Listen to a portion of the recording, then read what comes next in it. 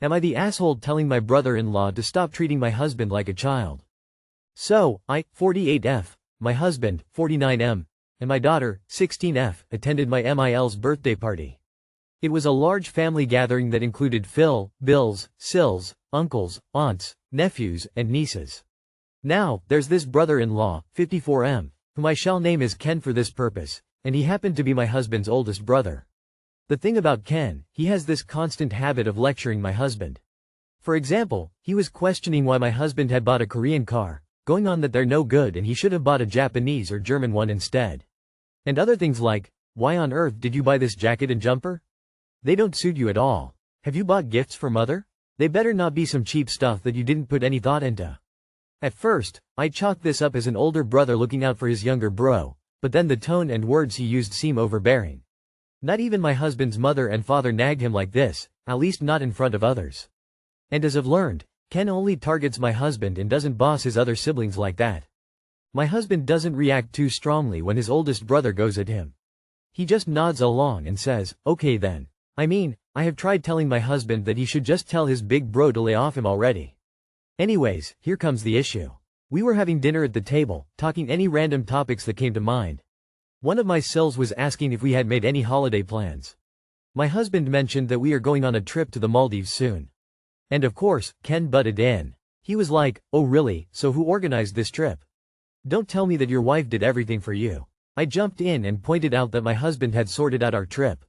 Then he questioned my husband, are your passports up to date? Have you checked if you need visas? Etc. And after my husband answered everything, he said, wow, good boy, you're stepping up. Honestly, I was pretty peeved about this and thought this could not go on forever. As soon as Ken left to go to the bathroom, I made an excuse to leave the dining room and waited outside for him. When he came back out, I spoke with him. I told him as nicely as I could, you need to stop treating my husband like he's a kid. And show him some respect. Let's just say Ken didn't like the way I confronted him.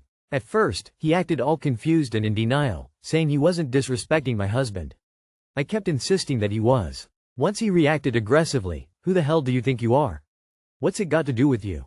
That's when I finally lost my cool. The commotion obviously got heard, and we had to get split up. It made the rest of the birthday party awkward after that. My other brother-in-law and the Sills were saying to me that it shouldn't be my place to speak on my husband's behalf. And if he feels discomfort over what Ken said to him, he should be the one speaking up. With all things considered, am I the asshole? Not the asshole at all. Ken sounds super overbearing and honestly, it's weird that he only targets your husband like that. I get that some people think it's a sibling thing, but there's a line between teasing and just being straight up disrespectful, especially in front of everyone. If your husband isn't comfortable standing up for himself, it makes sense that you'd want to step in. No one wants to watch their partner get talked down to like a child. Yeah, maybe it would have been better if your husband said something himself, but sometimes people just get used to that dynamic and don't realize how bad it looks from the outside. You were just trying to have his back. If Ken can dish it out, he should be able to handle being called out. Not the asshole. Who do you think you are? His wife. That is who you are. However, you may be one if your husband has previously asked you not to say anything. I think you need to have a frank conversation with your husband about how he feels about Ken's treatment of him and why he's never shut his brother down. Info: what did your husband say when you told him he should stand up to his brother? You've talked a lot about how much it bothers you, but not a word about how your husband feels about it. Not the asshole. Who the hell do you think you are? What's it got to do with you? Aren't these the questions he should be asking himself? Your brother-in-law needs to fuck off and learn how to curb the superiority complex. You're all over 40 FFS. In future, call him out publicly. Every single time. You and your husband share a life, so therefore it's got everything to do with you and nothing to do with him. You sticking up for your husband is basically babying him the same way your brother-in-law is. Either stop him in the moment by changing the topic like an adult, or let your husband deal with it himself. I have this same issue with my ILs and how they treat my husband, but it doesn't really bother my husband enough for him to say anything, so I don't either. He's an adult, after all. Not the asshole. It would have been more effective from your husband, but Ken needed to hear it. And you tried to tell him privately. You weren't the one making the scene. Next time you are together, tell him you are sorry there was a scene and you'll try to understand this is how he prefers to communicate, so you'll respect that by communicating with him the same way. And then do it. When he makes snarky comments at your husband, give a little chuckle and make one right back. If anyone says anything, you just look at them blankly and tell them you're communicating with Ken in his preferred manner and ask if they would prefer Ken and yourself speak to others differently. But I'm petty. Am I the asshole for calling out my husband for faking sick in front of my kids? I, 41 female, am a stay-at-home mom for my 3 kids. My husband has a very good job and makes enough to where I don't have to work and can stay home with the kids. 3 months ago my husband had to take time off work because he had a really bad case of the flu. I took care of him for about a month. After that he started noticeably feeling better. He no longer ran a temperature, wasn't throwing up, wasn't coughing, etc. So at this point it has been 2 months of him being completely fine and still not working.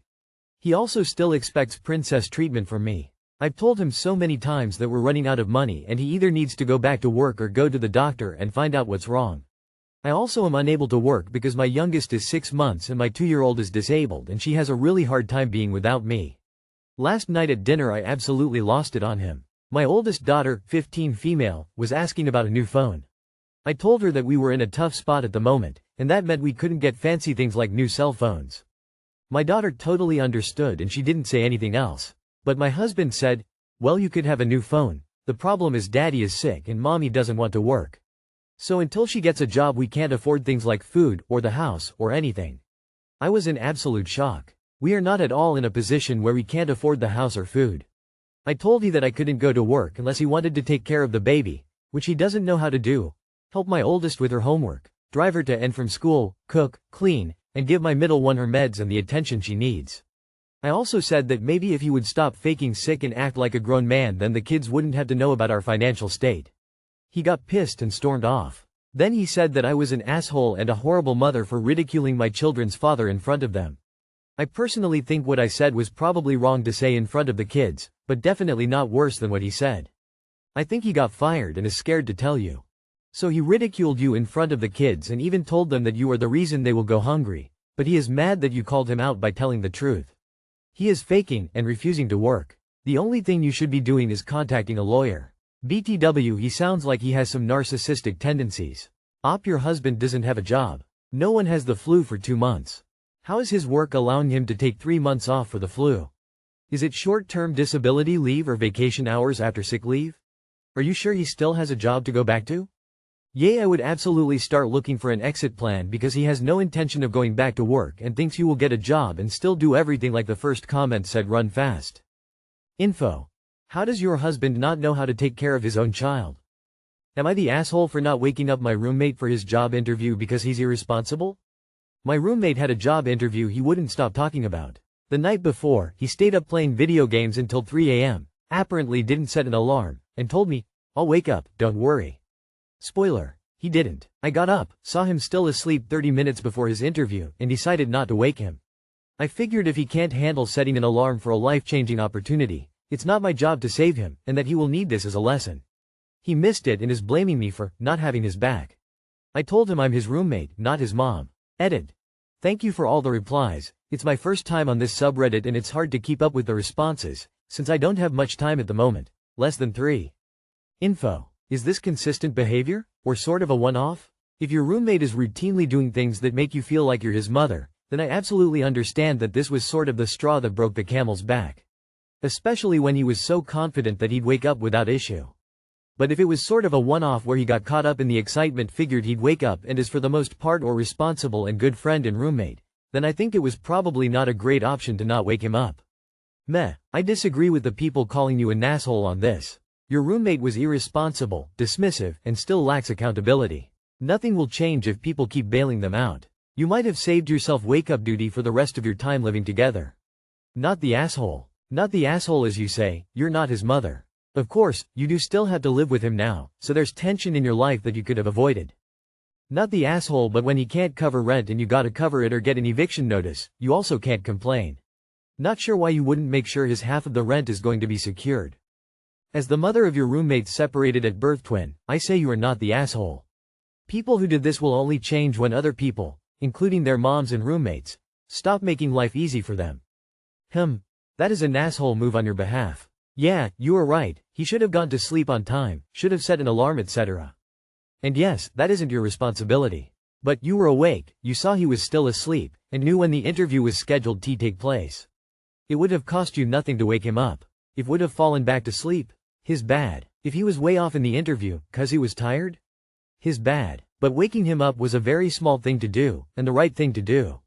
Helping someone else, with no cost to yourself. It isn't your fault he missed the opportunity, you weren't a good friend to him, nor acted as a kind person, or how you would have liked others to act toward you. Am I the asshole for not swapping apartments with my sister? I, 24F, live in a two-family home that I share with my immediate family. My sister and her girlfriend, both 26F, live upstairs, 3-bed, 1-bath, with our dad, while I share the downstairs, 2-bed, 1-bath, with our mom. Recently, my sister moved her friend A, 26ISHF, into the guest room upstairs along with her cat after it escaped a bad relationship. Our mother has been in Arizona tending to her very elderly father for about 6 months now, so I live alone downstairs. Mom is a bit of a hoarder, and while she's in have been slowly clearing out the apartment to make it functional again. I've spent many hours and a fair bit of my own money to accomplish this. Due to A and her cat moving in, upstairs now has 4 people and 4 animals. 3 cats belong to A and my sister, and Dad's dog. This past weekend my sister approached me about swapping apartments for an undetermined amount of time, which I, stupidly and a little bit stunned, agreed to initially. I eventually retracted my agreement and decided I didn't want to swap. There would be a lot of moving around, and my sister's girlfriend, N, and Mom don't get along due to Mom's generally shitty parenting in my sister and I's childhood and N being kind of awful. After some snarky back and forth between my sister and I, typical of our not great relationship, I pointed out it was a bit unfair that my sister moved in 2 of the people and 3 of the animals and is now complaining it's cramped and trying to move into Mom and I's apartment despite all the work I've put in. My sister is still kind of mad at me, and I feel a little bad because it probably is feeling kind of cramped. Now I'm wondering if me refusing to move is worth the conflict. Am I the asshole? Edit. This wasn't really clear from the OG post, but she would want to move the cats, her friend, and girlfriend downstairs. One of the bedrooms is locked and fully occupied by Mom's stuff. There is a dining room that used to be Mom's main hoarding spot that I've since mostly cleared out that I guess she would turn into her and GF's bedroom? Extra edit. For right now, unfortunately, it has literally nowhere else to go. Both I and my sister know the situation upstairs would improve if she left, but we're not going to kick her and her animal to the streets. I feel like I have entered an alternate reality. The last post I read was about a pro-pyramid scheme woman expecting her sister to pay hundreds of dollars to come to attend her horse parties, and this post is about 2 adult women apartment swapping because they are treating their presumably divorced but for some reason still living together-ish parents' duplex like a dollhouse hotel. Not the asshole. Your sister can't move people in and then demand more room for them. It is your home. You took the smaller unit with your mom, and she took the larger unit with your dad. And you've been carefully sorting out your mom's things. The fact she moved her friend in is not your responsibility. Your mom could move back again, or you could choose to take in a friend. That would be your choice. You don't have to live with the people she chose. The fact you were initially persuaded suggests that you aren't used to asserting your own needs, but it seems a good time to learn. Not the asshole. Your sister is the reason your sister feels cramped, and now she is trying to make it your problem. Don't let her convince you otherwise. Not the asshole. Are you a doormat? Not the asshole. This is your home, although I'm unclear about why this living situation is the way it is. I'm curious if your parents are divorced or separated. Why should you give up your privacy for your sister's SHTTY decisions? If she wants more room, then they should move out or move her friend out. Not the asshole. Why does she think the smaller apartment will offer more space? It makes no sense.